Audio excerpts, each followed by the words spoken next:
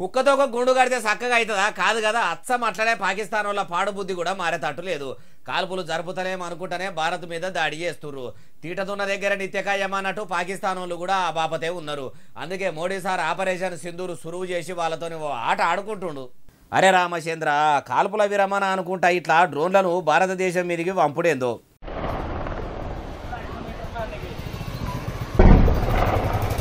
జమ్మూ కాశ్మీర్లో ఉన్న సాంబా సెక్టార్ల ఇట్లా రాత్రి డ్రోన్లతోనే దాడికి దిగిర్రు.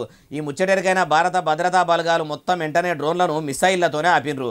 ఇట్లా కాల్పుల విరమణకు ఆటంకం చెయ్యమనుకుంటేనే ఆగం చేస్తున్న పాకిస్తాన్ వాళ్ళను ఇడిచిపెట్టొద్దు. అయ్యా మీ కాళ్ళు మొక్కుతాము, మా మీద కనికరం చూపిండ్రి, మా మీద దయ చూపుండ్రి అనేటట్టు చెయ్యాలి.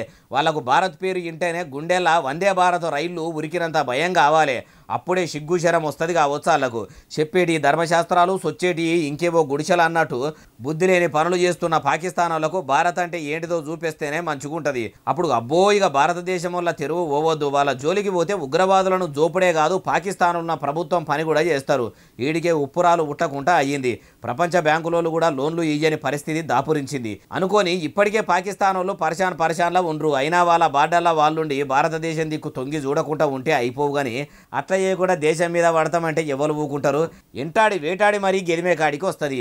మన ఇండియన్ ఆర్మీ ఒక్కపారి కళ్ళెర్ర చేసిందంటే పాకిస్తాన్ దెబ్బకు కాలి బూడిదయ్యి మాడి మషైపోతుంది అంటున్నారు ఈ ముచ్చటిన్నోళ్ళు.